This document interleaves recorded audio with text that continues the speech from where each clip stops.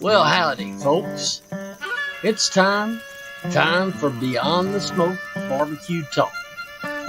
So grab your drink of choice and come gather around the fire as we talk all things Beyond the Smoke. Featuring PitMaster chats from all your favorite names in barbecue.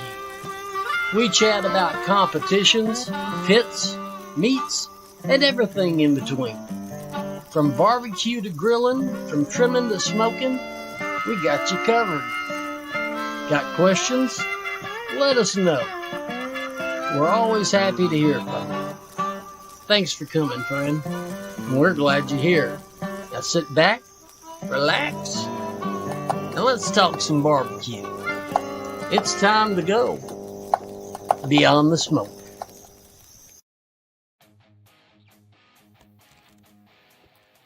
What's up, girls? What's up, boys? What's up, fellas?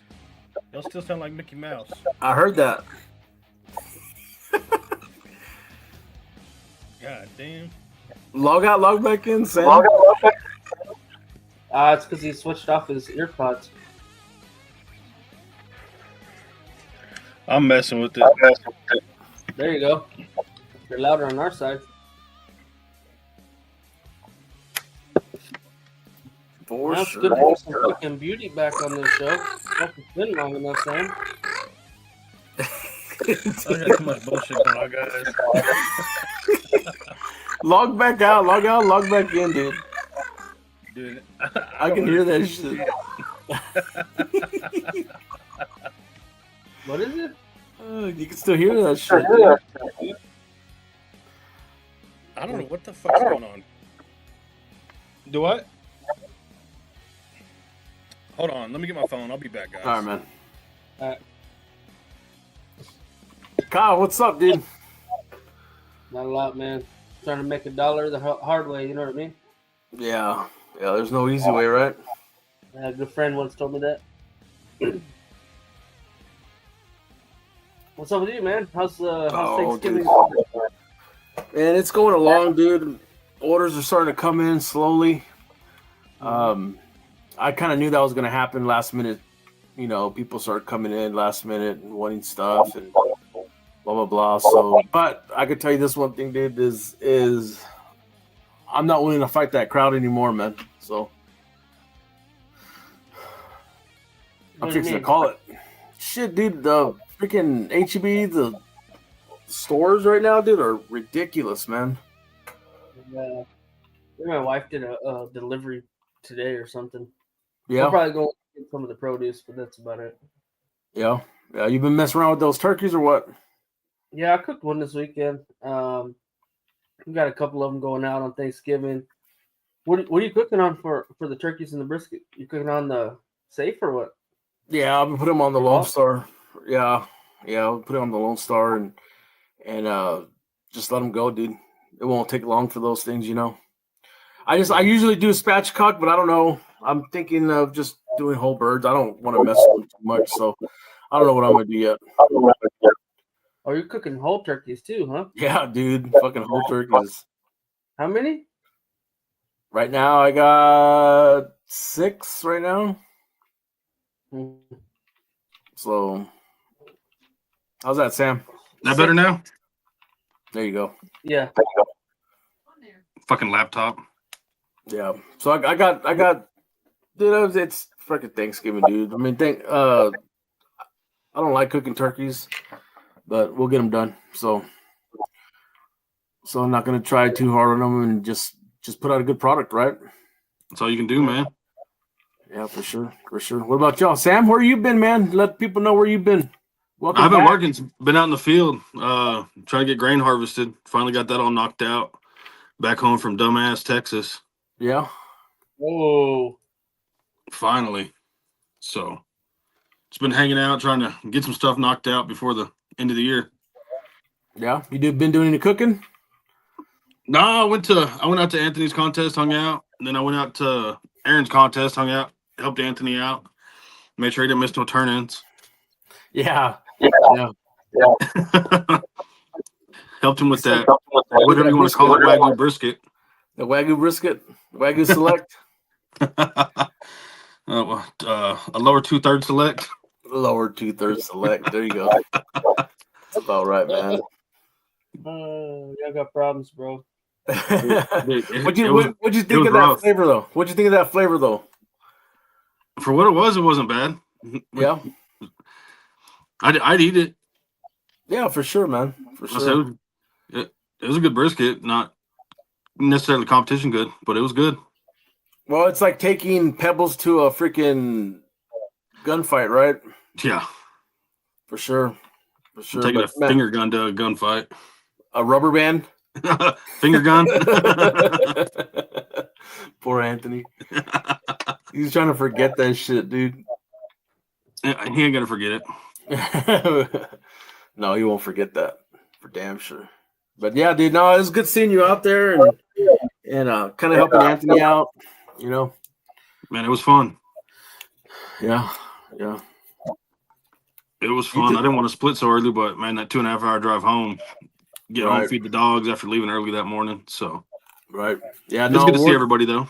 Awards is good.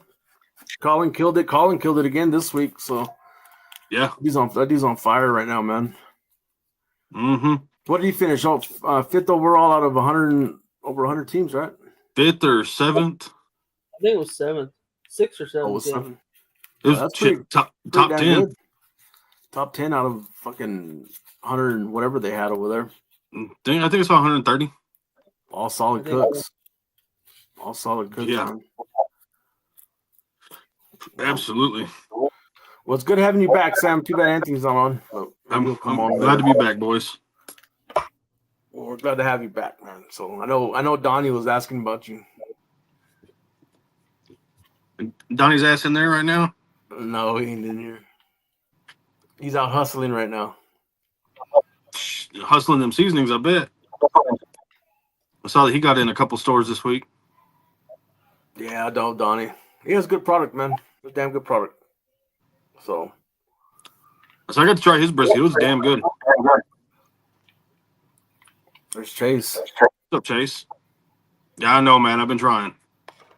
I need to make it up to Chase. Go pick up my lid from him. Maybe I might go this week, Chase. Is it Lubbock or what? Yeah. Haven't forgot about it. I love that fucking lid that's on mine. So on my drum that he built. Yeah. It's got to be better than what I had. So especially after the fucking wind caught it. Dude, that wind bent the shit out of that thing, dude. Do you not have it strapped down or what? I did, but it was his buddy's truck. So he was bringing a trailer and he was bringing back the pits and I guess he got on it and dude, that fucking wind caught it and boom, popped it right open. Lost my caddies, lost my brisket caddies. Everything fucking came out of the drum. Lid bent to shit. Damn. I'm just glad he didn't hit nobody. You know, fucking Somebody got a caddy in their tire. shit, yeah, dude. That's not gonna be good. It's not gonna be good, man. But No. anyways, it's good having you back, Sam, and let's get started with this one, dude. This week we're gonna bring in Mr. Bobby Titus with Titus Smokers. This dude out of California. Big Hov got me onto him, and I've been checking him out since. And we kind of started a conversation, and he's ready to come on. So let's bring him on. He's a damn good pit builder, metal fabricator, and he's ready to go, man. So let's bring him in. Let's do it. There he is. What's going on, man? What's going on, fellas? Oh, another day. Another day, another dollar. Yes, sir. Absolutely. How you guys doing? You guys ready for Thanksgiving?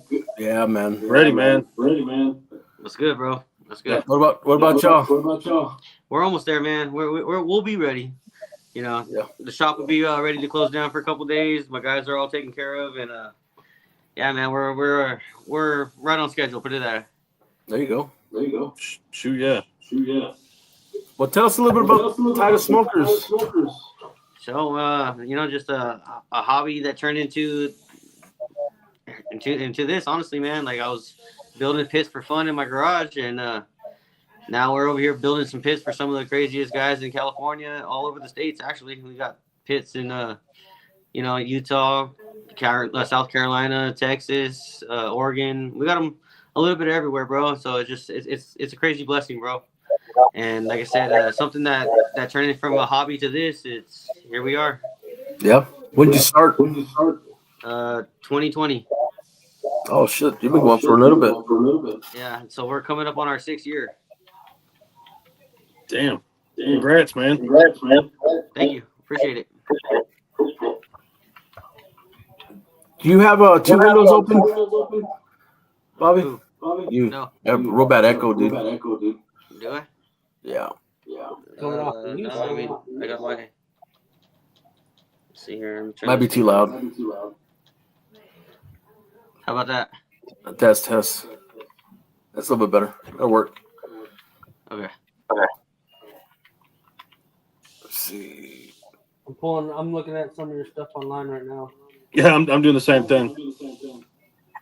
Yeah, man. What's up? Dude, you got some badass shit going on right now, man. Your pits are solid, dude. They're solid. I appreciate that, bro. Like I said, we take a lot of pride in what we do. I come from an off-road industry to where everything was real picky and like on point, and the slightest things we would have to fix it and get it out and make it right before I left the shop. And I did that for damn near 10 years. So when I started doing pits, it was like I had to have that same pickiness and being real thorough with everything. And I think that kind of separates me from a lot of these other guys out here in California at least, because like I'm not shooting shade at nobody, but I've seen some stuff that goes out. I'm like, dang, man, that's crazy. Like, maybe I should build some pits myself. And and that's kind of how it all started. I'm like, I seen some stuff, and I'm like, I look at it and I go, dang, dude, I can build that myself. And I did a little bit of research and checked out a couple pits, and I seen how it was all going together. I talked to a couple guys. One of the guys was he's not a pit builder no more, but he was one of the best guys out here. SG Metal, and he kind of helped me out as far as like the science behind building pits. And like I said, one thing led to another. Once he showed me that, I was putting the stuff that I learned in the off-road industry towards my smokers. And then once I had the science correct, everything started running so smooth. And over the first couple years of trial and error, you can ask or see on my page. Like I post a lot of videos of like all the thermometers and one side to the other, top and bottom, it's dialed, bro. Nice. Like I've had a lot of guys are like, oh no, like we already know the top's 30 degrees hotter or whatever, and I'm like, honestly, no, it's not. Like if you do it right, you can get them pretty dialed in. Yeah. And like I said, I've always tried to elevate my product, my skill, everything, and the way I do my pits, man, is just I try to make it as usable as possible. Just because you're on a top rack don't mean you can't cook on it. I make it to where like everything is pretty dialed in. If you go back to some of my videos, you'll see like the way we do our stuff is it's fully usable. Man, you got a little bit of everything too, from trailer offsets to backyard style to Santa Marias. Yeah, we do it all, man. Anything cooking. We do I said live it fire looks like tables. We do. What's that? You got like a drum style smoker or something going on too. Yeah. Are very Yeah, we similar got it all, anyways. bro. Yeah, like so one of me and my buddy Jared from Grill Spec, we're coming up with a full like one-off drum set, drum smoker. I'm letting him kind of like, lead the way, and I'm gonna do all the fabricating, and Nice. we're hoping to come up with some cool shit, man. So pretty soon here we're gonna launch a full drum smoker line. Hell yeah. Hell yeah. Yeah, and we do cabinet smokers, verticals, offsets. We do Santa Marias, live fire tables. We do the direct cooker, like the dumpsters. We do a little bit of everything. As long as it's cooking and live fire, we do it, brother. That's Nice. awesome. Thank you. You've been So getting are you doing all like the paint and stuff in house? Yeah, everything's in house. I like that. I like that blueprint. This past year, I pulled the trigger and finally bought myself a CNC. So now, like, I'm designing my own parts, cutting my own parts, all the way from the beginning to the end. We're doing it. Damn. The only thing that I'm not doing is my sandblasting. And, over the next couple of years, I plan on doing that as well. But as of right now, everything is in-house except for our sandblasting. That's badass. Thank you. Like I said, we come from a background of very picky stuff when it comes to off-road. And, like, all the crazy arms and laser cutting stuff. I see stuff different, you know what I mean? So I applied all that stuff that I learned in the past to my smokers, and I think that's kind of what separates me and my style to the other guys. That's awesome, dude. You guys hear me? Yeah, you're What's that? echoing real bad. Oh, really? Is it my side, huh? Yeah, you're echoing over here for me too. Man, I come back on and we're like a group of misfits.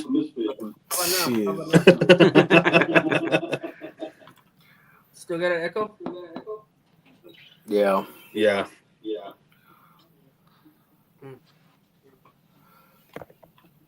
How long you been welding, Bobby? 2011. Oh shit, man. Yeah, I started at, like I said, we used to do off-road in Jeeps, like rock crawlers. Okay. Mm-hmm. Yeah, we don't get to do any of that over here. It's too damn flat. What's that? We don't get any of that over here. It's too damn flat. Yeah. I realized that the last time I went out there. Yeah, you just got back. Drop You off just the got back, smoker didn't you? and see my buddy Hav. And Yep. I told him, I was like, God damn, man, you weren't messing around. You ain't got no mountains out here. No. Yeah, there's no mountains, dude. There's no mountains. You just got back from Texas, didn't you? Didn't you go to I went out there to the fire the Alpagoni fire meetup. Yeah. Yeah, we threw down a whole cow. It was like right at 500 pounds. Damn. Yeah, you part of Hobbs' team or what? Yeah. Nice. Yeah, me and Bones from Bones Barbecue we were the overnight shift. So we There you watched go. that damn thing all night long. What'd you think of the whole event? It was Still got wild, an bro. echo? Like I said, this is my first one. The first two, I got to see him online, and each year I'm like, oh, I'm gonna go to this one. I'm gonna go to this one. And like damn near, I almost called off from this year too, bro, just because I had so much shit going on at the shop. Yeah. And I was like, nah, man, I'm going to this one. So I just like, no matter what, I made it happen. When I went out there, I was like, damn, it was a good time. Great people. The vibes were great. Like all the food was killer. So everybody was cool as fuck. So going out there was a cool experience. Yeah. Hell yeah. You come to Texas often or no? No, that was like a second or third time. Okay. I gotta make another trip out there New Year's, and then around March I'm gonna be dropping off another smoker. So you deliver all your stuff out here, or you ship it on a truck Yeah. and send it? No, I ship it out there on my trailer, but like I said, if I have multiples or somebody that's going that way, I got a one guy that I'm like in business with. If he's headed out that way, he always takes it for me, and I just pay him to do it. Gotcha. But if it's like something that where it's a meet and greet when I get there, I always take it just so I can give that customer that respect. You know what I mean? Right. Yeah. Yeah. How's the pit industry doing over there in California? I know how it is over here in Texas, but how's California different? I mean, I'm about 10, 11 months out right now. Oh, wow. Yeah, and like I said, I plan on trying to knock that down a little bit. Me and my team, we're working on buying a bigger building, and when I do, I'm going to hire a couple little helpers, and hopefully we can start turning this time frame down a little bit. But as of right now, we're about, roughly 10, 11 months out. Damn. That's about the same thing over here. And there's some places that are a little bit longer, but most places they're looking a good 12 months to get anything. Yeah. So. Yeah, I mean, like I said, at the end of the day, it's champagne problems.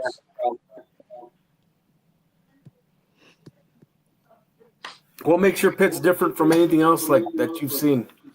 I guess it just falls back onto the style, man. Like I said, I do like a lot of off-road style stuff. My welds are a lot like off-road industry, so it's like that race car welding. Other than that, I mean, a lot of stuff's out there. It's like a Big Mac and a Whopper, bro. You can only make it so many different ways. You know what I mean? Yeah. Yep. But like I said, what kind of separates me is like the style when I do my off-road stuff, my trailers, and like the how do I put it? Like how picky I am with fitment and the way all the stuff has to fit together before I weld it. So I'm not. You could tell like everything fit right when I do my stuff. There's no double passing or filling gaps with weld.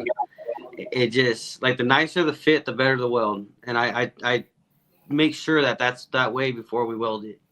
And there's not going to be like, if you got a left door and a right door, you're going to make sure that they both match. Not one side had a gap and you just had to fill the gap to make it match the other side. You know what I mean? Mm-hmm. So like, I guess at the end of the day, like I just take a lot more time to make sure my fitments are right. The welds look good. Any of the finish grinds, they look perfect. I'm real picky about all my stuff. Put it that way.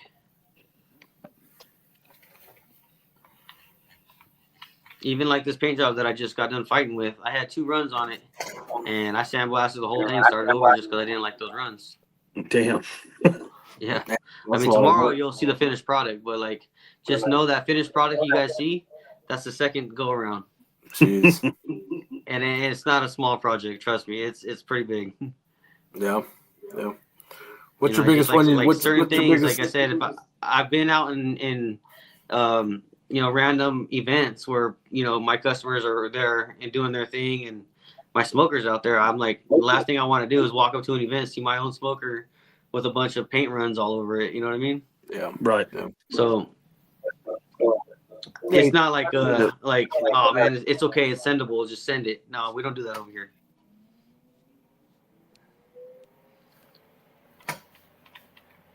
Am I still echoing over there? No, you're good now. You're just a lot lower than the rest of us. Tell me about me and Serge were talking about this earlier. Tell me about harmonics. How do you figure out harmonics in a smoker? What do you mean? Like how to make your smoke flows, the direction that. So I came up with a different style baffle plate. Like I know a lot of guys, especially on the bigger smokers, they don't run baffle plates. I run a baffle plate, and the way I do mine is a little bit different than I've seen in the past or with other builders. I don't just use the cutout from the hole where the throat is. Obviously I make my throat, cut it all out, and I scrap that part. That's gone. I cut a whole other plate that goes over the firebox, and I split the fire to where the fire's not getting sucked through one hole. I got a bottom throat and a top throat. So it's kind of distributing the fire so you're getting even temps across the board. Like I said, I've done it with no baffle plate, and I've done it with 50 different other baffle plates. And the one that I'm using now on a production level is the one that I think works the best in my opinion. Like I said, I'm not an expert. I just do stuff to where it works right. And now that I've seen my product perform and it's undeniable, I've ran with it. I've had plenty of my customers running pits that they've never even ran a pit, and they're like, dude, this is a Cadillac. Or again, the way I do it, you don't even use a lot of wood. So at the end of the day, you're not trying to burn up a lot of wood. You know, time is money, and you're not trying to just waste all your money on wood. So if you've got a nice coal bed and you're using 1 or 2 splits an hour on a 1000 versus a half a cord, which I've seen in the past, I think something's working right. You know what I mean? So I ran with that. I've done my baffle plates the same way for the last 3 years, and I've had I had a few customers today just tag me in their posts where up and down and all the way across are damn near identical. Whether it's 250, 275, 300, all the temps are at the same temperature. I think splitting that fire like that is what helps it, huh? I believe so too, bro, because like I said, so what I'm doing is obviously key to a smoker is grade level, right? And if you got your firebox at grade level and you split that fire, like where your opening is, I drop mine down about 2 and I got my opening up about 2. So I have a 4-inch window to play with. And if I put a 2-inch window above my opening where the fire is not getting sucked through with so much velocity in one hole and it's getting split between the two, you know what I'm saying? Like instead of just getting sucked through right here and now your fire's going like this, it's not distributing so much heat to one area. So it kind of I'm not saying it eliminates, but it damn near eliminates your hot spot. And now you got even temps that are rolling across your board, your smoker. Right. And when your smoker's running smooth like that, and you're not burning so much wood, now you're saving money on a product that you spent a couple extra bucks on in the beginning, but now you're saving money in the long run. Right. You know, and I try to tell everybody that, like what's the benefits of an insulated box? We're in California, we're in this one, that. I'm like, yeah, I mean, I get it, you're in California, but like, you know, if you got kids running around and they bump into it, it might be warm, but it's not going to burn them.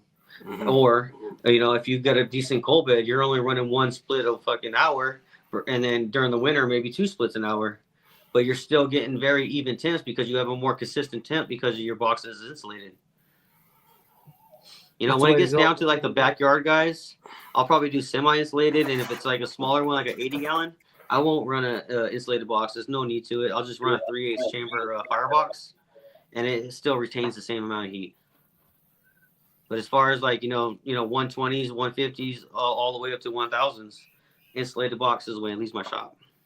Again, I mean, like I don't tell a lot of people this, but I've had my daughter kind of backed into one of my fireboxes and gave her a nice little burn on the leg, and I wouldn't want that upon nobody. So since then, my box has been insulated, and it's for 3 reasons. It's just consistent temps, less wood, and it's a safety thing for your kids. Yep. Does that, the way you distribute that heat, does it help with the how fast it comes up to temp? So I just did it the other day with the 500. I put one little chimney of some good coals, fireball, and I threw that in there, and then 1 split. And in about 40 minutes, the chamber was consistently at 225, and I put 1 more split in there. And when that first split burned down to where it was burning that second split, I was running 250 all the way across the board, and that's one of the videos that's on my page. Damn. It doesn't take much, bro. Even like I've had I've thrown a few events, and I've let some badass pitmasters run my pits, and they're like, God damn, bro, if I did this on my smoker, I would have to run twice as much wood, or the temps are all over the place. And I'm like, I'm not sitting here trying to like debate with everybody else's pits. Everybody does their pits their own way. This is just what I found that works really good, saves you on wood, and runs a very consistent temp. How long did it take you to come up with that design? About 1.5 years of playing with the baffle plates, deflector plates, placement, the way I do my boxes. And once I got everything dialed in to where now everything, pretty much all my pits are on a production level. The only thing that changes now is paint jobs and logos. Like if you want a logo, so you get custom logos, custom paint jobs, and then obviously like the kitchen builds. If you want sinks and griddles and Santa Marias and stuff like that, obviously those are just add-ons. But I think the way I got my stuff down to is the only thing that's custom now is paint jobs and logos. Assembly line. Yeah, that's what I mean. when you're out 10, 12 months, it's better to find an assembly line way to do your product. That way, it just you get everybody taken care of. Everybody's on the road. Everybody's smoking good meat, and all your customers are happy. You do much with any of the competition guys out there in California as far as building pits for them? Yeah. So we got same thing, a few just competition smaller guys. scale. Yeah, we like I said, we do backyard ones like 120s. That's a good little backyard smoker. We do them on off-road packages, which is like obviously like golf cart tires and steering and all that stuff. We're working on one right now that has a 4-link setup, so it's gonna have coilovers and 4-link and all that good shit. Damn it, boy. Independent suspension, basically. Fucking off-road. Yeah, I mean, you're gonna be the man when you pull up to Glamis with this thing. Do a little remote control, make it drive itself now. That's what we're gonna do. We're gonna put servos on it. Well, Kyle's an offset smoker, and I'm more of a cabinet smoker. Talk about your cabinets, dude. I've seen some of your cabinets. Man, dude, I try to tell people, bro, stop sleeping on the cabinets. I mean, everybody's trying to like, oh, that's not that Texas look. We want a tank smoker. Da, da, da, da. I'm like, okay. I mean, like, but how do we get more space? I'm buy a bigger tank. That's all I can say. But I try to tell everybody, man, stop sleeping on the cabinet smokers, bro, because they work great. If they're built right, they work phenomenal, and you get more volume out of it. Like I said, that cabinet I'm telling you guys about right now that I just repainted, it's about half the size of a 1000 space-wise. Mm-hmm. A little bit more, maybe like in that 3/4 mark, but it will hold more than 2 1000s. Damn it. Yeah. Like we did the math on it. You'll put 250 plus racks of ribs in it. Holy shit. Yeah, I mean, if you think about it, so you got 40 inches wide by 48 deep times, 10 to 12. If you do the math on that kind of square footage, you're 250 racks plus. Yeah. And like I said, with the cabinet, it's not like it's not round, so you're not losing space as you go up. It's whatever you got on that bottom times however many racks you go up. Mm-hmm. So I tell everybody, if you're going for volume, get a cabinet. Like, yeah, but it doesn't look like a smoker. I'm like, okay, we'll buy a bigger smoker. Yep. Yeah. Like, how do we get more space? Like, I've already offered I call them floating racks. Basically, it's just a rack with some legs on it, and you load your smoker, and then you can put those floating racks in, and then you got a third level. But I'm like, everybody's like, well, how do we get more space, more of this? Well, buy a bigger smoker. If you get past the 1000, buy another 1000. Yep. But like if you're going for volume, and you don't care what it looks like, in their eyes, they call it traditional. Yeah. You'll get the same results in a cabinet smoker than you will a traditional tank smoker. Yeah, and that's what I say. Is the product coming out of it. Dude, that's what matters. You know what I mean? Oh, dude, I can show you. Like I said, when we hang up, I'll send you some videos of some briskets that my buddy pulled off of his cabinet smoker. You would be surprised, bro. Like nice, juicy, 3/8 freaking smoke ring. You cut that thing in half, it's just dripping. I'm like, oh yeah. Everybody will say you can't get that on a cabinet smoker. Oh yeah, well come check out my cabinet smoker. Right. Do you have like up in all the way from LA down to Arizona, over here, like a few towns over, that will show you what they put out on cabinet smokers. It's like I said, dude, it's volume all day long. They look dope in my eyes. In my opinion, they look badass. And at the end of the day, my smoker that's taking up half the space is doing twice as much as yours, and I'm putting out the same amount of product, if not better. And I think we're doing something good. Yeah, and running as efficient as they run too. Oh, they do. I'm telling you, like I said, the same thing. I have pictures, I have videos of temperatures from top to bottom on cabinets that are like identical, bro. Like at the end of the day, the results are undeniable. Yeah. On half a bag of charcoal. Yeah, like I said, I use a one chimney fireball, and then 2 splits, and that's it. For the whole cook.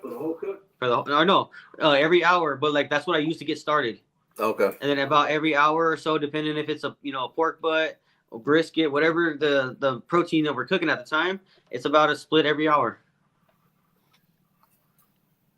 Yeah, I love cabinet smokers. Maybe like 3 or 4 hours in, I'll get the shovel and shuffle the coals around, and then throw a split on top of those coals, and we're still steady. There you go. That's one thing I've never messed with any offset cabinet. I went from a pellet grill to drums, and I like running my drums hot. Yeah. So I'm not up all night cooking. We do a vertical. We also do a vertical cabinet, right, where the firebox is directly underneath it, and I have these baffle plates that you can take out, and they have a pin in them, so you can have them in different levels depending on how much heat you want to come out, because you can use them as a warmer or a smoker. And I'm telling you, bro, I have videos to prove these, where I'll have my baffle plate set like maybe a middle, which is about 1.5 inches open, and I'll put one chimney of fireball across the bottom evenly, one split in the middle, and I'm chilling 275, 300 top and bottom. Like I said, after the video, man, like DM me, whoever, and I'll show you some videos to prove what I'm telling you about these cabinets. People need to stop sleeping on these cabinets, bro. Like, if you're wanting a small space with more volume, get a cabinet all day long. Yeah, that's the way to go for sure. 100%, bro. 100%. Don't get me wrong. I love the way these tanks look. They have that traditional smoker look, but you know, when you're trying to squeeze volume out of these smokers, you can only buy a tank so big. Yep. That cabinet that I just finished, it's right under 5 feet tall. It's 4 feet deep and about 8 feet long, plus the firebox. So you're looking at 13 feet total long, and we're pushing more than 2 1,000s out of it. Jeez, that's freaking crazy. Yeah, man, it's wild. I was trying, bro, to have it done for you guys so I could show you. I mean, it's done now, but it's just sitting in the shop all painted up. Maybe at the end of the video, I'll give you guys a little walkthrough of what I got going on over here. There you go. Oh yeah. Yeah, I mean, it's just sitting on stands right now. Like I said, luckily I have a good team. I jumped online with you guys, and they finished it off for me. So when we're done here, like I said, before we hang up, I'll walk out and I'll show you guys what we got going on. Cool. Talk about your team a little bit, dude. How many people are you working with? I got 2 guys, bro, but our 2 guys do more than 3, 4 guys. For me, even as a worker back in the day, I learned, like, I'd rather have 2 helpers that get shit done versus 3 guys, 4 guys that stand around. So I got me and my buddy Daniel, and I got my buddy Kano.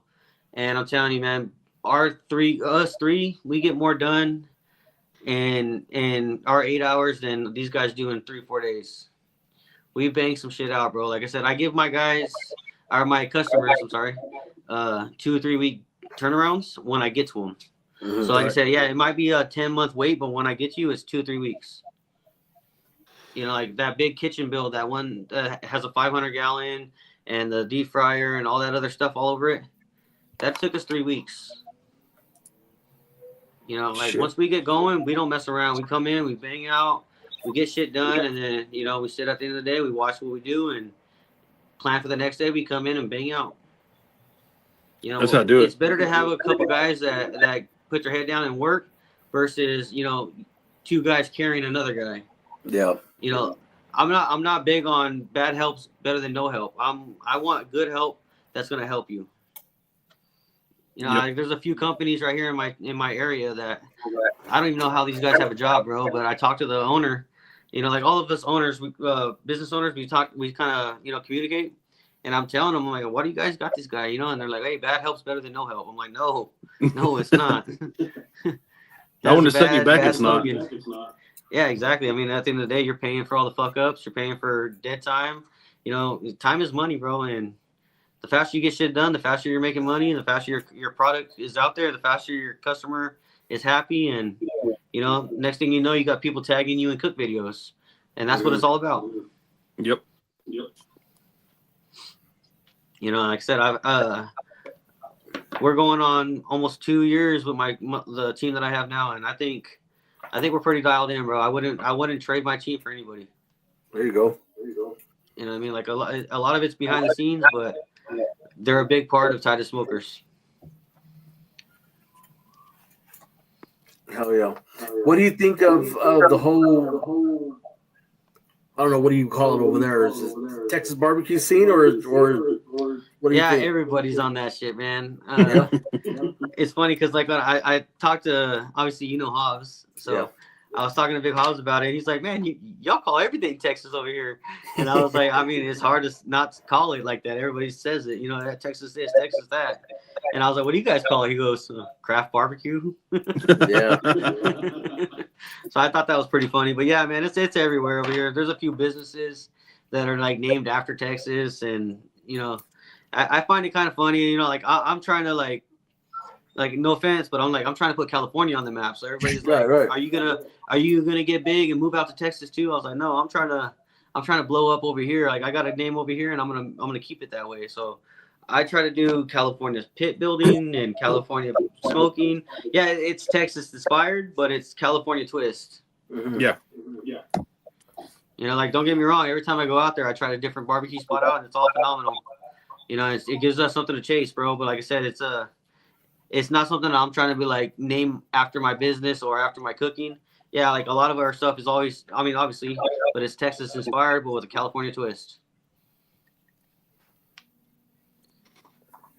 So y'all throw down at the shops every now and then on like a Friday, go grab some Every meat, Friday, brother. smoke some meat. Every Friday.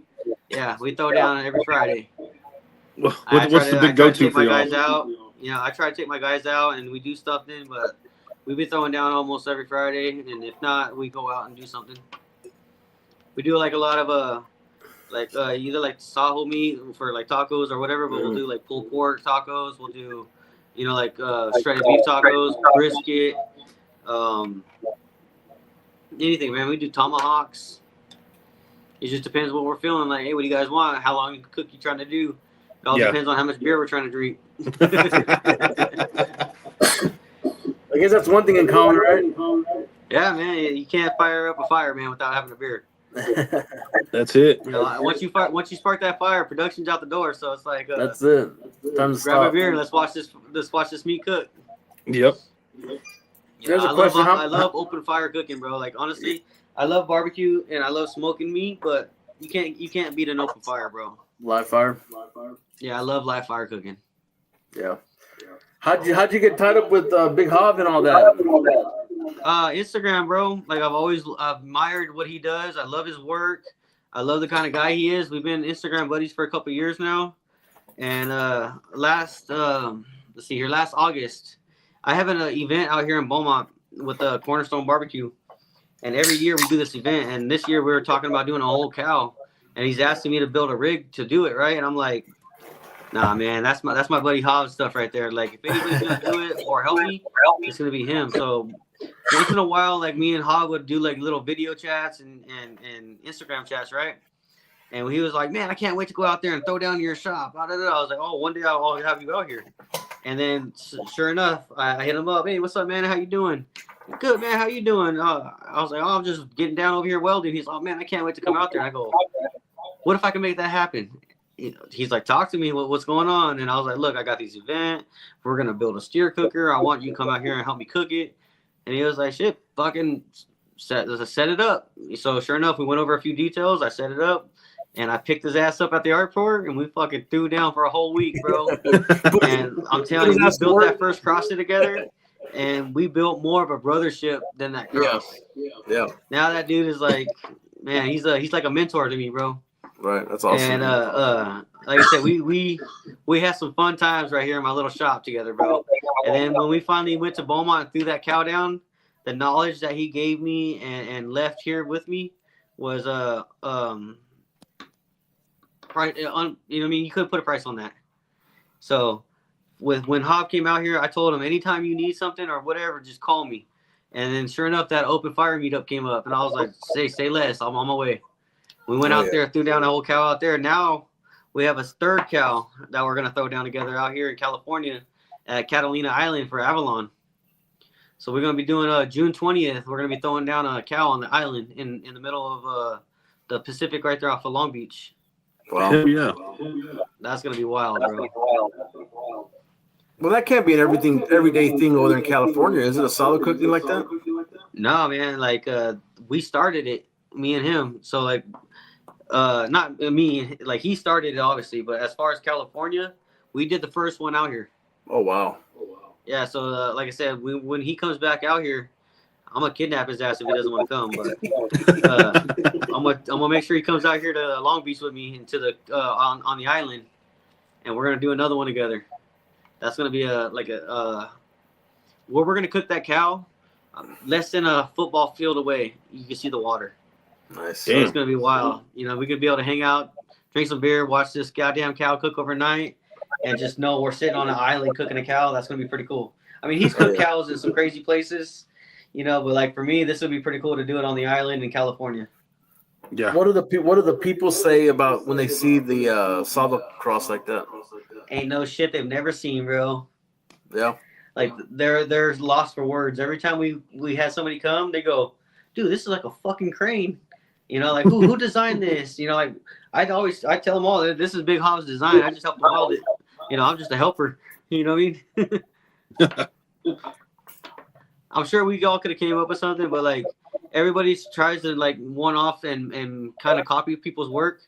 You don't know what's behind his design. The way he designs stuff is for a reason. Right. And you'll notice, you know, I've seen a few other builders that built them, and there's some flex in it. There's some pulling in the tubing. You won't see that with Hobbs because of the way he designs it and the material he uses. I'll leave that up to him to kind of like disclose that, but there's a reason behind his method of madness. You know what I mean? Yeah.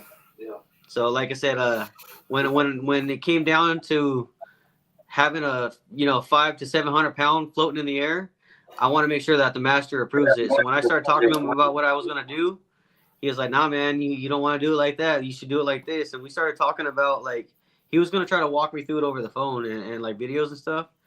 And I was like, man, we need to get you out here. So I talked to my other buddy that I'm doing this event with. And sure enough, like I said, we worked out some details and we made it to where I can get him out here. And when he came out here, I'm like, God damn, bro, I would have never thought of this. Right. And when we threw that big ass cowl up on the fucking crane, nothing moves, bro. None of the metal pulled, none of it lean, none of it bent. You know what I mean? There was no flexing, and I was like, yeah. See, the method behind the madness is there for a reason. Yep. Yeah. I mean, if you look at his page, you'll see, you know, he's done plenty of cows, and he has a pig cooker that he does too, a similar design. And that's on a much smaller scale, but like that's where he started at, and then he went to the cow, and he just kind of revised everything to a bigger scale. And obviously, with that kind of weight, he added bearings and hubs and all that stuff to make it turn. And I mean, look what he's doing now, bro. The only thing he's changed is the paint job. You know, added a gusset from the first one to the last ones. All he did was add a gusset, and like I said, we just used one out here in Hondo. And it was his second cross that we used. It looked just like ours, besides the paint job and the logo. Yeah. Same design. Like, he's very smart at what he designs, like, and his designs are very thought out. Put it that way. Is that when you started getting into live fire stuff or what? No, I was always doing live fire stuff, bro. A lot of my stuff slowed down when I got more busy with the smokers, because I used to cook a lot. And that's how, I mean, obviously that's how I started during COVID. I started building pits in 2020, right when COVID hit. And I had more time because obviously all of our overtime and extra time at work got cut. So I had more time in my garage. So I started cooking a little bit here and there. And obviously I was like, all right, it's time for the next step. I want a smoker, and didn't even think about it, you know, kind of just dawned on me. But I was like, let's go buy one. So I went to Home Depot and the Lowe's, and dude, I'm telling you, it's like hitting a soda can, you know what I mean? Yeah. I was like, yeah, this ain't gonna work. And I just haven't like step back and look at it. I'm like, what the fuck, dude? I'll just build one. Went back and like I just had a fucking huge load of scrap at my house that I just ended up dropping off at the scrapyard. So I was like, I remember seeing a tank over there. So I went over there, hey, how much for the tank?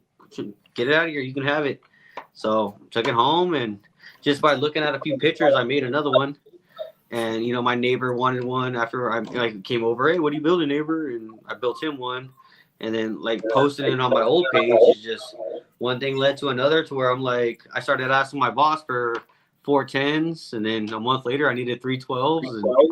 And after that, I was working just Fridays and building pits. There you go. Eventually, I just went full time on my own.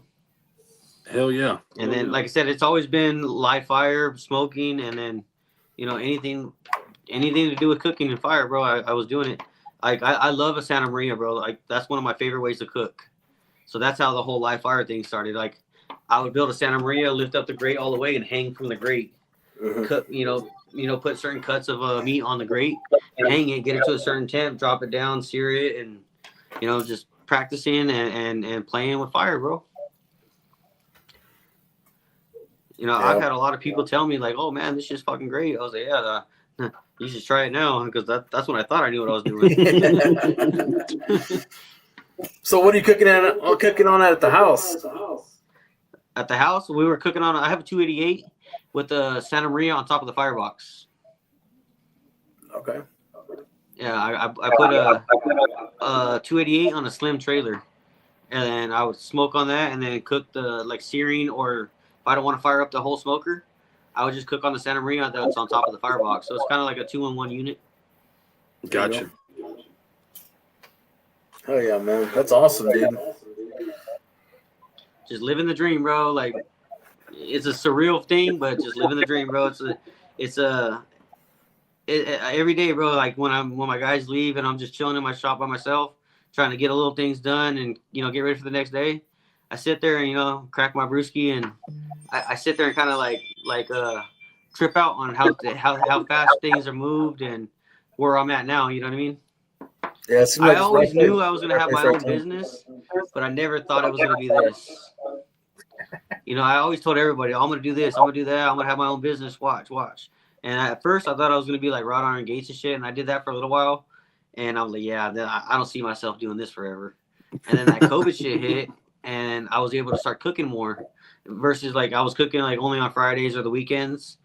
And when the COVID hit, obviously I was able to cook almost every day, just different stuff, tri-tip. You know, I saw the Tasajo and all that stuff. And, you know, then I wanted more, you know, instead of trying to put like a little burn box inside of the smoker to get that smoke, I was like, no, I want a real smoker now. And literally that's how it started. I went to Lowe's and Home Depot and I was just like, you know, it's like hitting a soda can. And I was like, that's cheesy. I could do something better than that. And I kind of looked at the design. I'm like, what the fuck am I thinking about? I can just build one. And when I went and bought that tank, it was my first one was, I used to build them out of little Freon bottles too. So don't get me wrong, but when I went and bought my first big one, it was a little 120-gallon tank. And when I did it, bro, it was kind of crazy because like back then I thought that was huge. Now I'm building, you know, 1150s and, you know, I look at these 120s. I'm like, well, you know, that's cute. You know what I mean? So it's crazy to look back 5 years ago where I thought these backyard smokers were big to me. And I was doing it. Oh yeah, I'm building smokers. Now I'm like, no, I got famous people that own my rigs. So it's like it's dope, you know. That's awesome, man. That's awesome. Congratulations. Yeah, like, I have one of these actors, Dean Norris from Breaking Bad. He has 3 of my 1000s. At like one of these famous spots out here in Temecula. And that's pretty crazy, bro. Because I've had, you know, multiple friends. Hey, I'm over here eating at this place. It has your name on it. I was, yeah, I built that. They're like, what the fuck? You know? Yeah, no, dude, that's awesome. That's one of the questions I was fixing to ask you was what restaurants are running your pits out there? So I got a Smoke Queen Barbecue. I got Destination Smokehouse. It used to be Hemet, but they moved to Marietta. But Destination Smokehouse, where the whole tenderism thing came up. They run my pits. Swing In, Breaking Bad, the actor Dean Norris, over at the Swing In Temecula. He has 3 of my pits. Boneyard Bistro. We have Bender's Eat Well out in San Pedro. And we have a few other ones, you know, and then we have a lot of backyard guys. I have a bunch of catering guys. Yeah. You know, we have some big names in the catering scene too. But like I said, we're humble. We love all of our customers the same, but like the fact that we have some of these famous guys that are running our pits is pretty wild. We had a famous Mexican singer, Lupillo Rivera, buy one of our pits to give to his drummer as a gift. And it made it to all the little headlines on the news and stuff, so it was pretty cool. That's awesome. That's badass. That's awesome. Yeah, man. How's the industry for like, I guess you want to call them competition, or what do you want to call them as far as California pit builders? We got some competition out here, man. Like as far as like on the scale that I'm doing, there's only one guy that's building the big pits like I am. That's Red Devil. Other than that, it's like we have some backyard guys that are killing it. You know, like there's a little handful of guys that are doing good jobs, and then we have a few that are just like, how do I put it, like the Snap-on version versus Harbor Freight. Yeah. You know, and they're kind of underselling the market and just trying to make a name for themselves. You know what I mean? Right. Yeah. Right. But as far as like on the level that I feel like that I'm doing, I got one guy out in Bakersfield, and then there's a guy up north. Other than that, it's just like backyard builders. You know, I give props where props are due. You know, like Red Devil, he's killing the game, and Morello, he's doing great too. And then there's a few other good ones. You know, there's MH and a couple other guys, but they're like more of the backyard guys. Right. Did you get any Whataburger when you were in Texas? I did, bro. I did. I had to. Everybody that California goes out there and they have to have that In-N-Out and Whataburger debate. You know what I mean? So where do you stand? What's up? I honestly, bro, my first go around with Whataburger was it was a killer because I actually was on the Whataburger side with that one, and I had everybody from California. It was like, oh, I can't trust your taste buds no more. And I was like, hey man, I'm just calling it how I see it. But then this last go around, I was actually a little disappointed, bro. Yeah. The last one, it was like, you know, Burger King could have did a better job than that one. I don't know if it was like the place we went or what, but like I said, the first time I went, I was out there in El Paso or San Antonio, one or two. I'm sorry. Yeah, El Paso. The second one was San Antonio. But that one was killer, dude. Like everything about it was good. And then my second one, I was like, yeah, man, this is like pretty bland. Yeah. You know what I mean? But no, we get I had that a lot of my over buddies here, out here in California was hating on me, bro. Like, how could you post that? I can't trust your taste buds no more. My wife loves In-N-Out, man. They got In-N-Out over there in the Dallas area. So every time we go to the Dallas area, we have to stop and I don't know. And it's funny because we have a couple buddies that come from Texas, and they're like, we make sure that they go, and they're like, it's not even that good. I'm like, yeah, get out of here. Yeah, it's not. It really isn't. It's always better after about, you know, a 12-pack. Yeah, everything's better after a 12-pack. That's the only time you'll see me at Whataburger. Well, that's awesome, dude. Congratulations, man. That's fucking badass. I appreciate it, brother. I really do, and I appreciate you guys having me on the show. Yeah, when Big Hop told me about you, and he's like, man, I had to get him on the show. I'm like, let's do it. And that's when he contacted you or whatever. Or I think you contacted, I don't know, whatever it went. I'm like, man, let's just do it. Yeah, man. Like I said, it's badass, bro. I appreciate you guys having me on, and it's always cool talking with the barbecue community, talking smoke, talking fire. It's always cool. Yeah. What's your favorite thing to cook these days? What are y'all doing? Dude, honestly, like one of my favorite things to cook is like tri-tips, and then obviously I love cooking brisket. Don't get me wrong. It just brisket is so big, bro, and me and my guys eat like a third of it, and it's like so hard to get rid of the rest of it. Even when we like we'll store it and warm it up the next day or whatever. It's just you can only eat so much brisket, bro. Yeah. So are you reverse searing that tri-tip, or you're smoking it? No, reverse sear, bro. So I cook it on my my Santa Marias. I'll have it up like medium high, and then with a decent sized fire. And I have most of my fire like towards the other side, so that side of the grate's getting hotter. And I'll let it get up to temp. Sometimes I'll hang it, I'll let it get up to temp where I want, we'll go 135, 140-ish at the most. And then I'll drop it down, leave it on the side where there's no fire, let that grate get nice and hot, and I'll just reverse sear it. I've even thrown it in the coals where it gets a nice cowboy style fucking reverse sear on it. Yeah, the only reason I'm saying that because I just bought my first tri-tip, dude.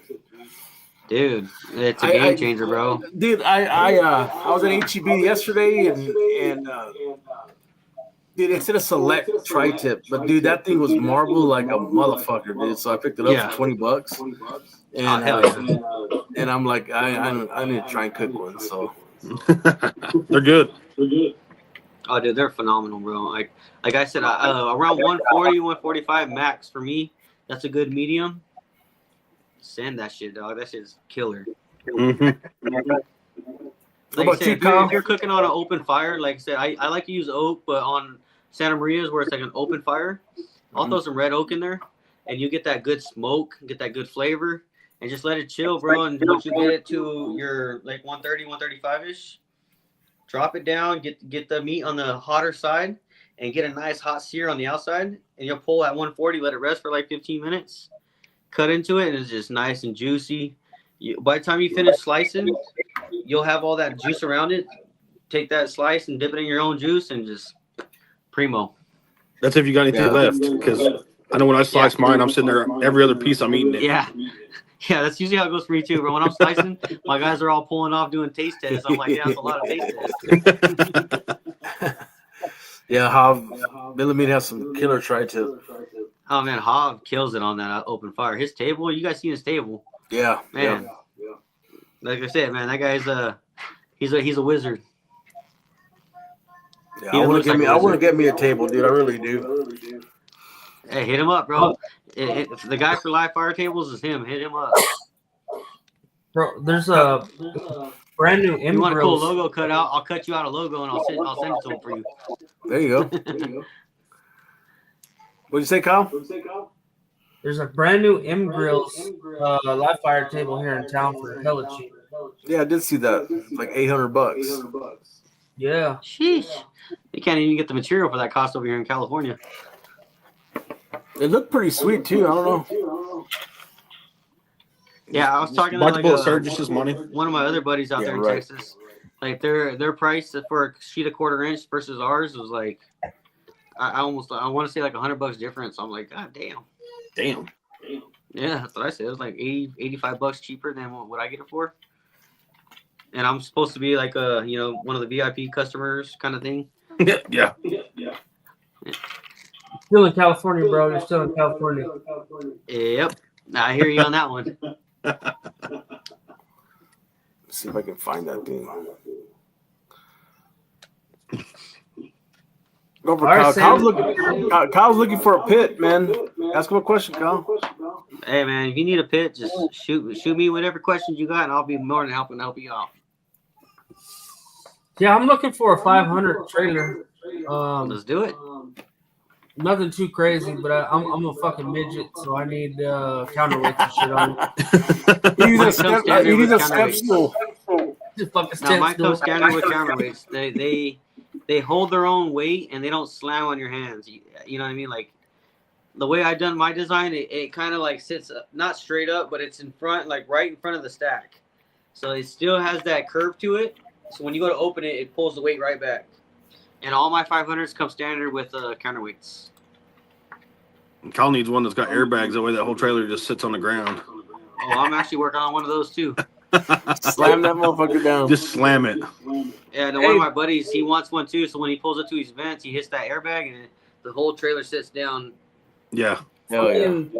Pig Iron Patina makes those, dude. Yep. They make Yeah, those that guy trailers. does phenomenal work too.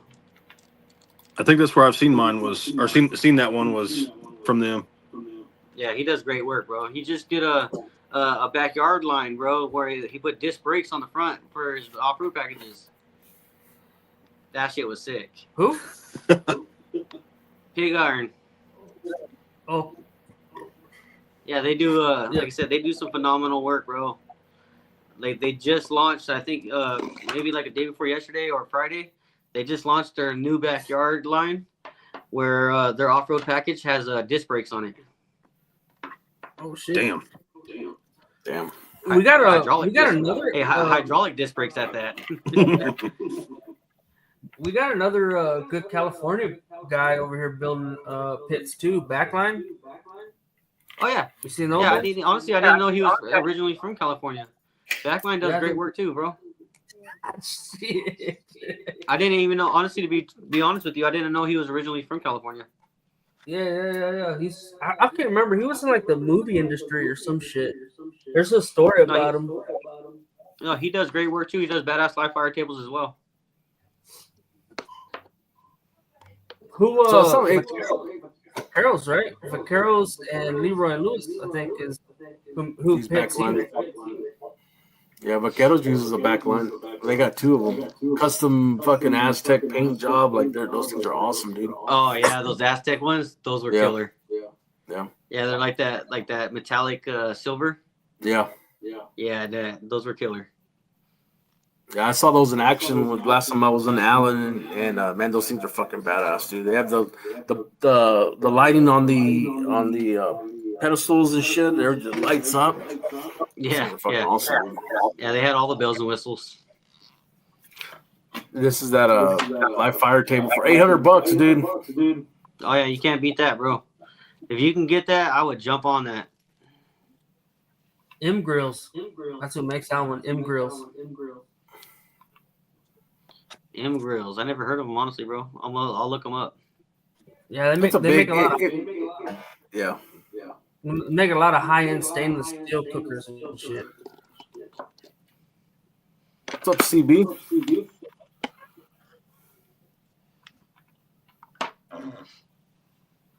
Well, Sam, you're back. Yep. It's your turn. Nah, I got nothing, man. I'm just trying to soak it all in. Off your section, bro. I got you, man. So we do. It's called the Dream Team.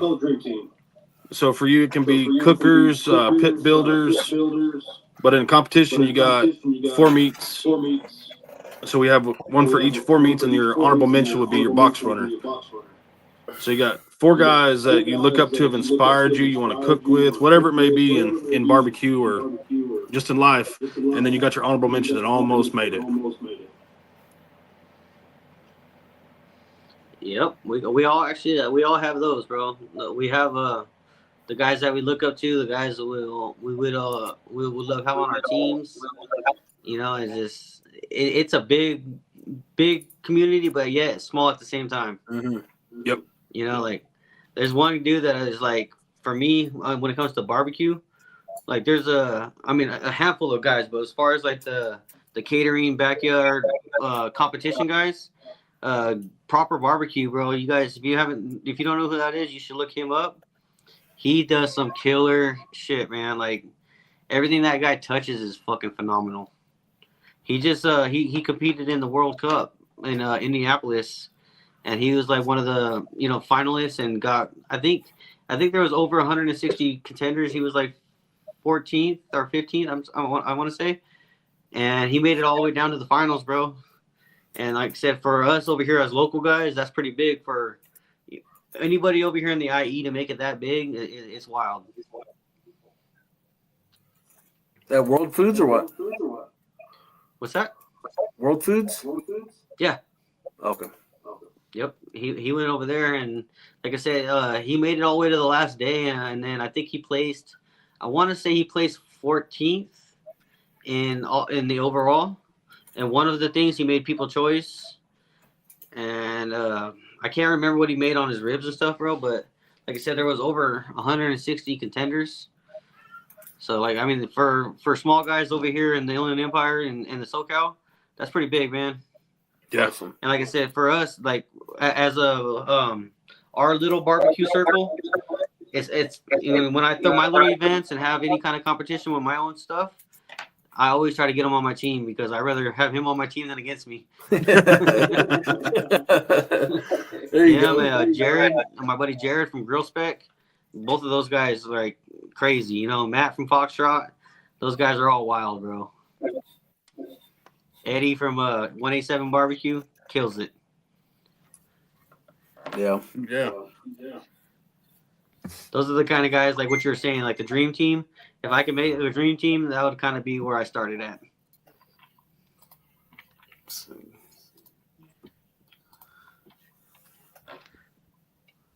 What about you guys? What would be ideal for a dream team in your eyes? Dude, we're all over the place. I've got 2.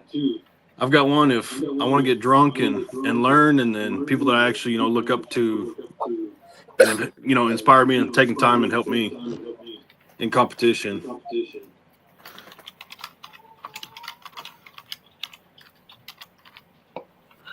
So, Titus, tell me this, bro. Like Sir said, I'm looking for 500, right? What is your biggest? What kind of? What would you tell me to make sure I look for whenever I look for 500? What's the most important part to look for? Well, when you say that, what do you mean? Like, What are you looking for, Kyle? Flow. Am I more worried about a hard draw? Am I more worried about how the weld? You tell me. Okay, so that kind of falls back to our conversation earlier. I think the way we have ours dialed in, again, I'm not saying this like I'm the master, I'm the best. I'm just giving you my opinion and what works on my product. Ours, it has crazy draw, bro. Our stacks are 8-inch stacks, and we choke them down to, I want to say a little bit more than half. You know, we call it like the 4-finger roll, where your 4 fingers will kind of be what's your cap on your stack is overhanging. And I've done videos, bro, where I'll put a lighter or like a little torch next to the baffle, which is on the front of the firebox, and I'll put it on the outside of it, and as I move in, you'll watch it suck that flame right out. Damn, that's badass. You know, I've done like little instant burners or whatever, where it just lets smoke off, and I'll have the smoke on the outside of the fireboxes. As I get close to that baffle, it literally sucks the smoke in, so it has crazy draw. You know, so the way we do our intake and our outtake, which is the top of the stack, you can adjust what it pulls in from the stack and what it pulls in from your firebox.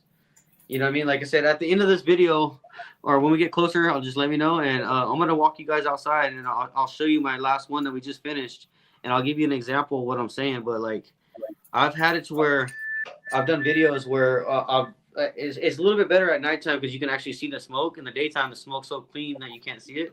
Mm. But what we'll do is we'll shut the stack down, and you'll see the smoke kind of like hover. As soon as you crack that valve back open, it'll just suck right back through. You know what I mean? So I know for sure our smokers have killer draw, and the way they pull it's insane. Like I said, back to like the results that we have are undeniable. You know what I mean? So like it's more of a question of what would you like on your smoker, because our smokers offer what you need. Yeah. What about your cabinet smokers? Same thing? They draw like that too? Yep. Again, back to it's a very different baffle plate that we came up with, but it's the same thing. I use a different same design, just a different scale as far as size wise, and I still split the fire. I did see that it is a little bit more easier to run a reverse flow on cabinets than a traditional flow, but they still both run pretty damn good. You just have to play with your stack and your intake as far as your firebox. Like on a traditional flow, you could choke it down to that 4-finger roll that I was kind of mentioning. On your reverse flow, it has to go this way and back out in order to come out. So your temps are easier to get up to par. Yeah. I have this is just my opinion and what I've learned throughout my little trial and error over the years. I have a reverse. I'm not going to give somebody something that like it's 100 or 200 over here and 500 over here, and you know what I mean. Like I've seen it, dude, to where temps are off by 75, 85 degrees all over the place. I'm like, you just got to learn what proteins to put where. I'm like, why? When you can load this thing down any way you want. Like if you're spinning this kind of dough, why not get it the right way? Exactly.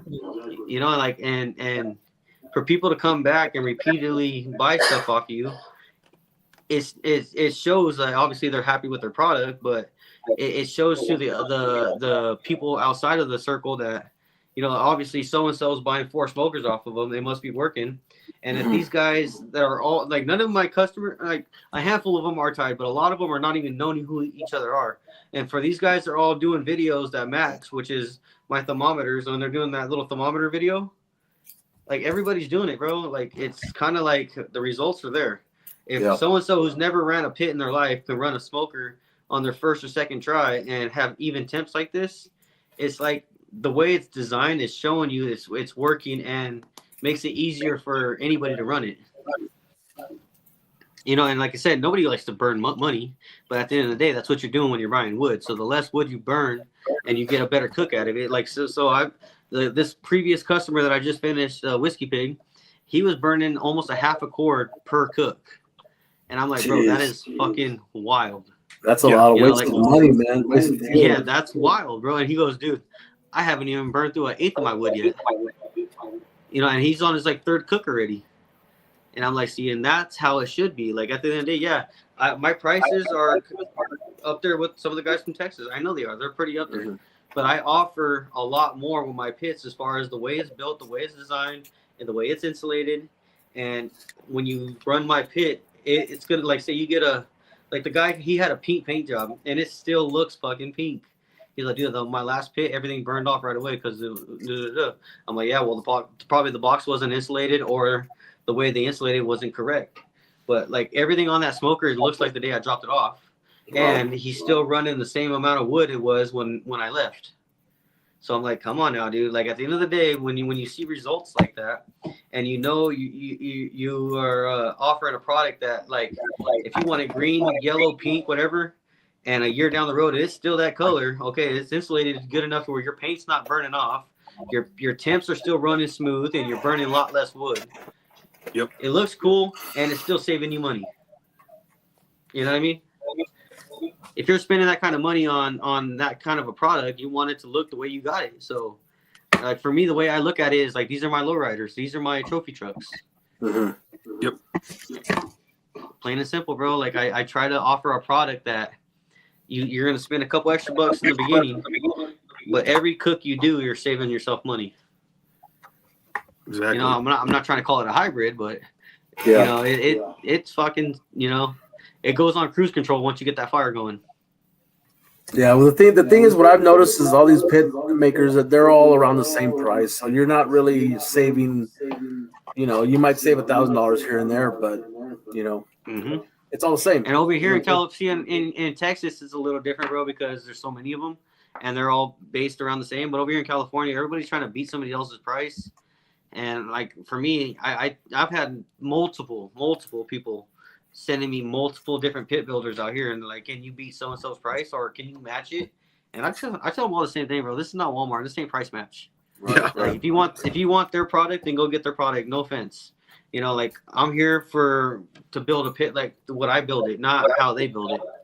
And I've had them say, hey, can you do this like their box? I want to buy your pit, but I want their firebox. I'm like, then go buy their firebox. I'm not going to change up my designs to copy somebody else's work. Yep. You know, well, we want your thing, but we want that. Okay, well, pick and choose, bro. Well, which one do you want? Mm-hmm. Like, I'm not gonna lower my standards or copy anybody else's work. That's not what I'm doing. You know, again, what we said in the beginning is it is a Big Mac or a Whopper. You can only make that burger so many ways, but if you have a certain style that you already accommodated to, don't try to lower that to make a sale or copy somebody else's work, because it's going to bite you in the ass. Yep. My opinion, again, like you know. No, I'm not. Yeah, no, I get you. I get you, man. I hear it a lot, dude. Like, hey, can you or like I said, the whole sending me somebody else's invoice. Oh, I'm trying to pay closer to this. Okay, well, obviously that's an invoice. You're shopping around. Keep shopping, bro. This is not Walmart. I'm not going to price match. You know what I mean? So, like, if you want to spend $3,000 less because you're not getting this firebox or whatever the case is, then go get it from somebody else, bro. Because I know when you finally get my product, you're going to be happy with it. I know nobody. I've not had one customer leave my shop or get something from my shop that's not pleased. That's awesome. You know, you got a website? We're actually, since I moved shops, we're working on a new website to put all of our new product on it and new information on it. So we did have one, but since we moved shops and stuff, I kind of shut that last one down and we're starting a new one. Let's see the shop. Shit. All right, let's do it. All right, let's do it. All right. We haven't had a How shop do we tour yet. turn this thing around here? Oh shit! You try to turn around and left. Yeah, man. We haven't had No, a shop. he has a badass product, man. I've been looking at his stuff. I just like any of us, you know, you can't open Instagram without seeing a pit. You know what I'm saying? Yeah. Dude, he's got one on here. Where's it at? I was looking while we were talking, and man, there's something about a pit with white walls on a trailer. Hey, Yeah. my bad. Yeah. No, you're good. You guys good? Yeah. All right. Yep. All right. So, like I said, we got everything kind of wrapped up. I don't know how to turn my camera around. That's how I just hung up on you guys. This is Damn, look at that shit. the big cabinet that I was telling you about. Damn. Holy fuck. We're Dude, looking that's a at beast, dude. That's a 4 fucking foot beast. deep, 5 foot tall, and then 8 feet long. Can you bring that Shit. picture out here? And then Dude, that so thing's here's a where I'm at fucking with beast. the firebox. Let's see here. All right, There you here go. we go. There we go. Damn. So you see, this is what I'm talking about as far as my intake. Holy shit, dude. My doors are Full- 3 inches thick, fully fully insulated. Fully I have a insulated. second wall, so you can see right there. There's that seam. Mhm. That's a 3-inch wall. Damn. So like right here is all 3 inches thick of insulation, and then if you can notice, my inside's round. So on the inside, I have a 24-inch deep, 3 inches thick sleeve. Damn, that thing's beautiful, man. Yeah, we just finished painting this one. So on top of here, obviously this is my firebox, right? But we have a warmer / smoker. So if you want to, you can leave this closed. But if you open it, I have a valve right here. Holy shit. And you can use it as a smoker as well. When it's closed, it'll sit around 150, 175. When you open it, depending on how much flame you let in, it'll get up to 350, 375, no problem. Damn. I'm not really trying to touch this too much, but let's see here. Nah, well, don't mess it up, dude. No, we're good. Wow. Holy shit. You got real estate for days in this thing, bro. Oh, Damn. You know what I mean? So this one's, like I said, this will hold more than 2 1000s, bro. We got backyard smokers in the works. This is going to be an off-road package. This one's going to be a regular one with the Santa Maria on top of the firebox. That's awesome. All custom laser cut grates. We got our CNC. We were cutting some stuff out today.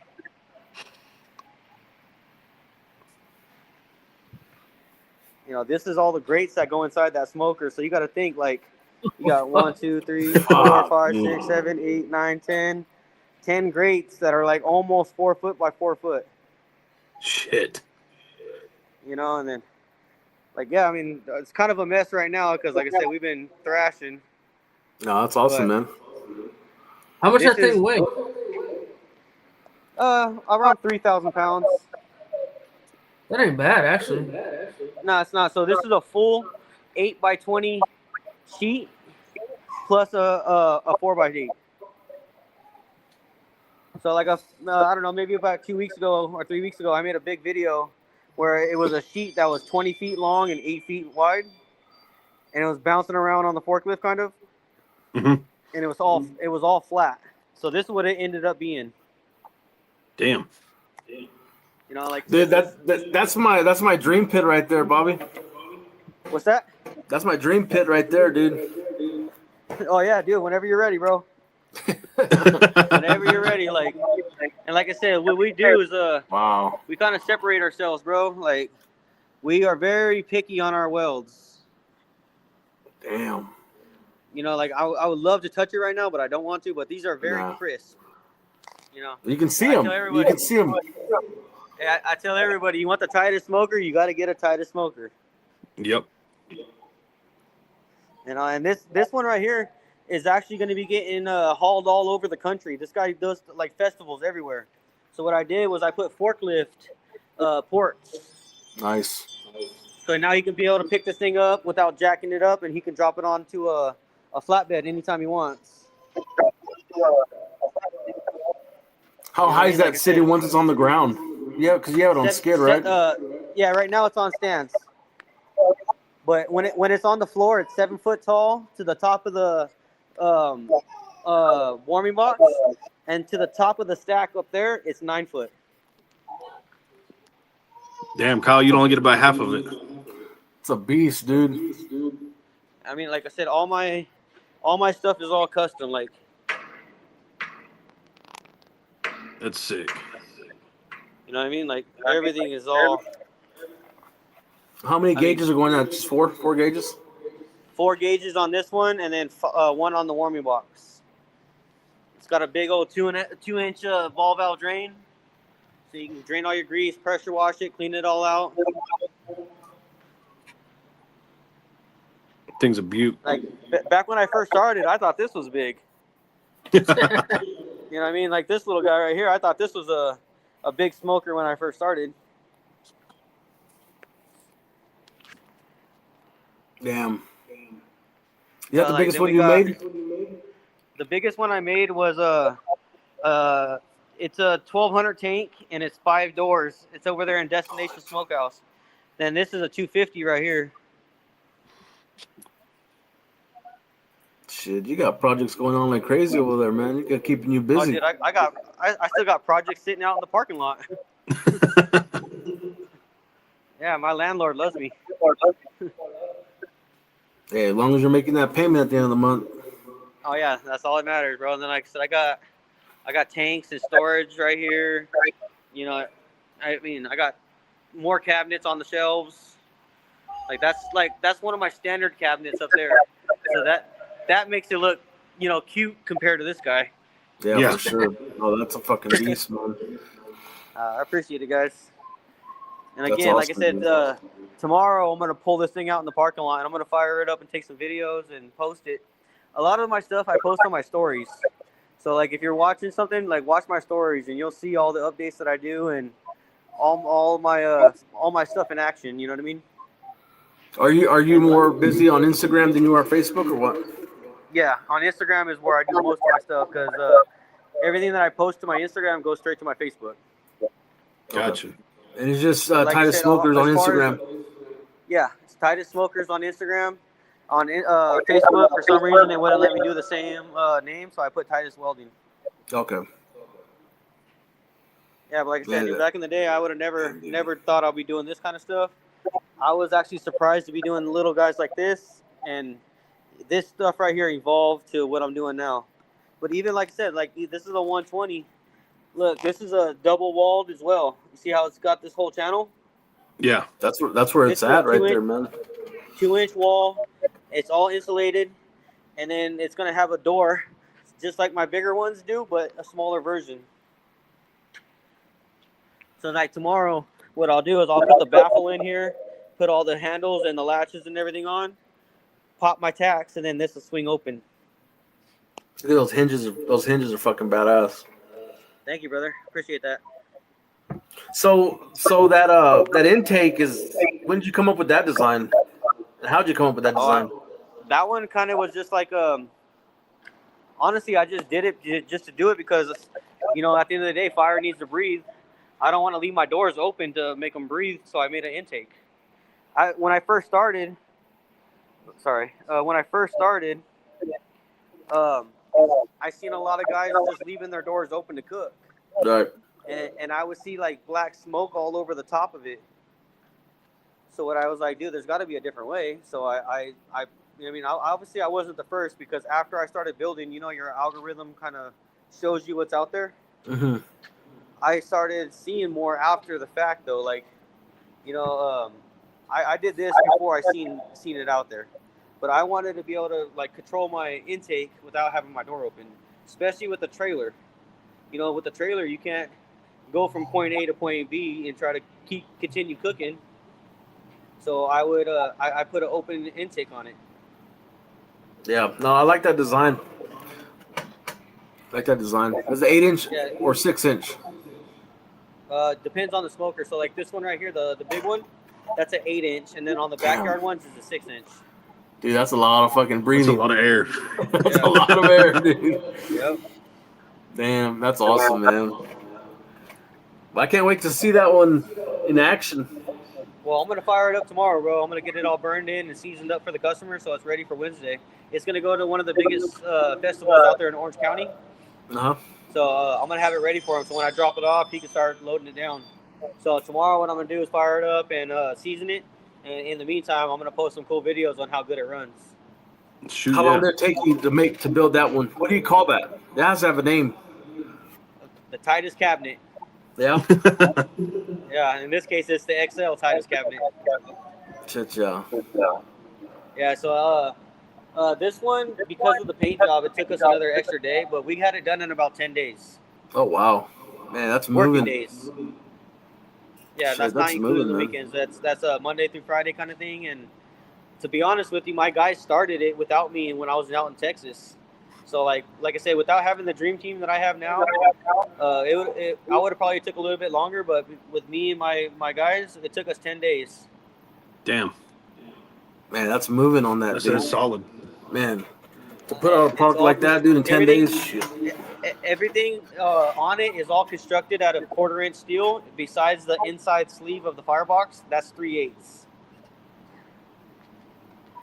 It's built to last generations, bro. Oh yeah, no, that ain't a bomb ain't gonna fucking blow that damn thing up. No, if a bomb came, that's a I'd bunker. Jump inside of it. That's a fucking bunker. That's what I'm saying, bro. If a bomb came, I'd rather jump inside that thing. Shit, yeah, dude. Well, congratulations, man. That's awesome, dude. That's freaking badass, man. To come from COVID to doing the kind of stuff that you're putting out, dude. Shit, that's solid. I've met some crazy, amazing people along the way, bro. It's been a blessing. Yeah, well, you got 3 more right here, dude. That's it. Yeah, exactly. It was a pleasure to meet you guys. I enjoyed it, man. Yeah. Yeah, well, thanks for showing us the shop and spending time with us, man. I know you got to get back to it and try and get home. Hey, brother, I tell everybody, man, my shop's always open. If you guys want a video chat, I'm always up for it. If you guys want to come through, if you're ever in town or whatever, my shop's always open to you. Cold beer in the fridge all the time. Hell yeah. Hell yeah. Cool, Bobby. Well, I'll let you get back to it, man.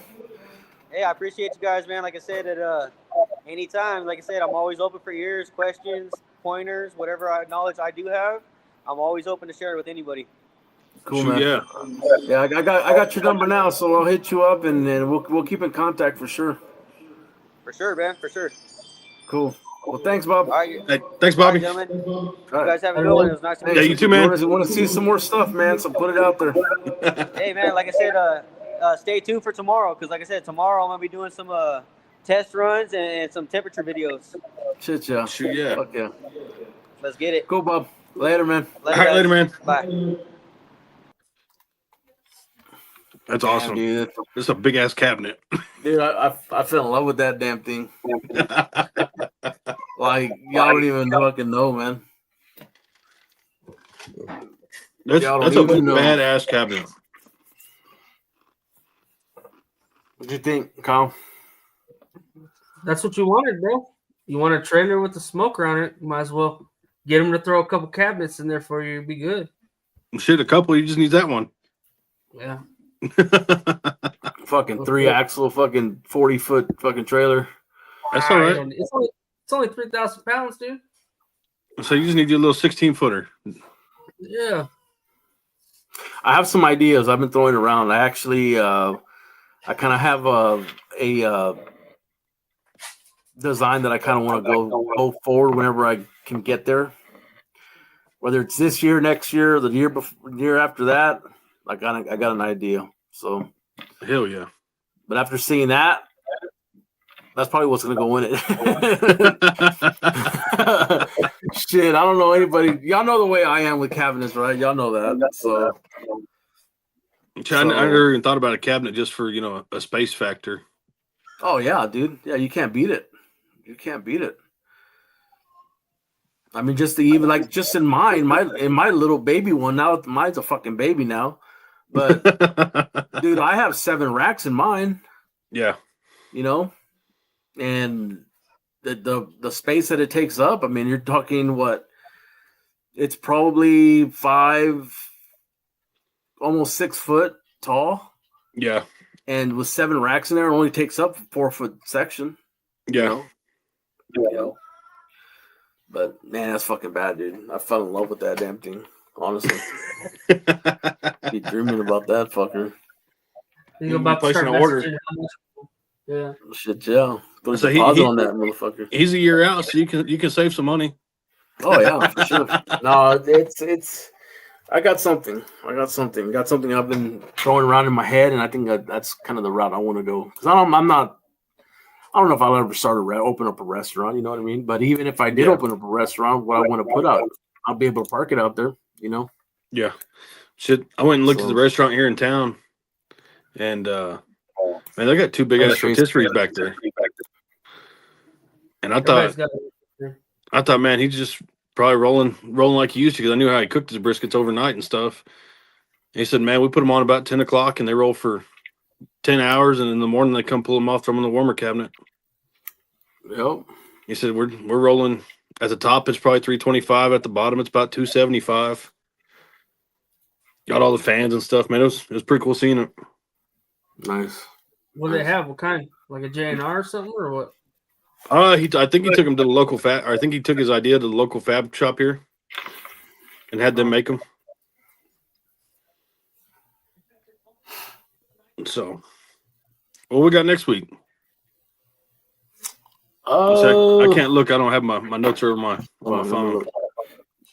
I think I know what's on next week.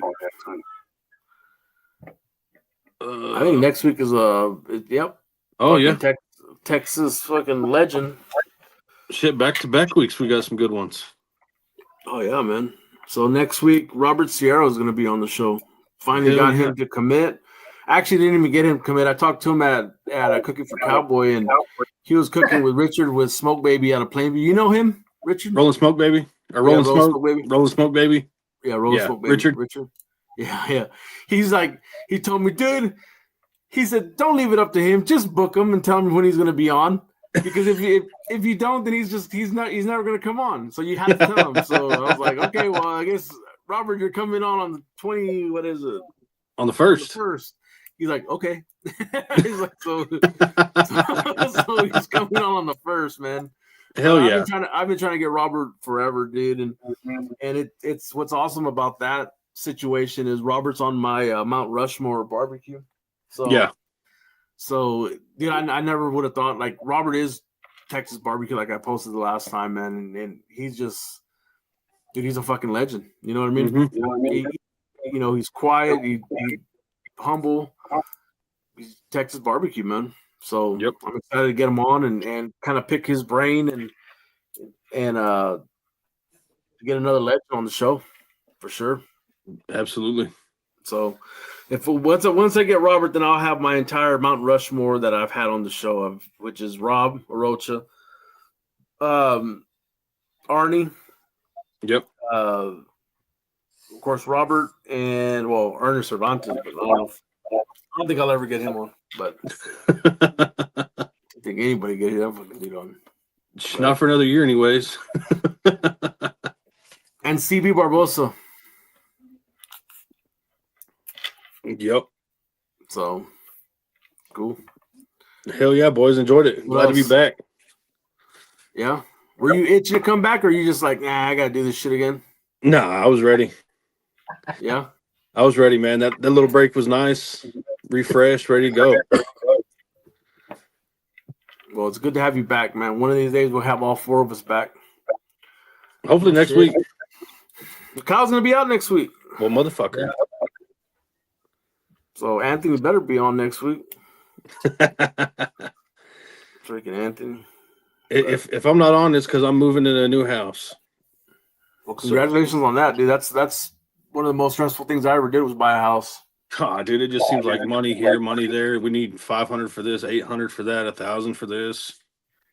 Yeah, wait till you try to sell that. That's gonna be a long time down the road.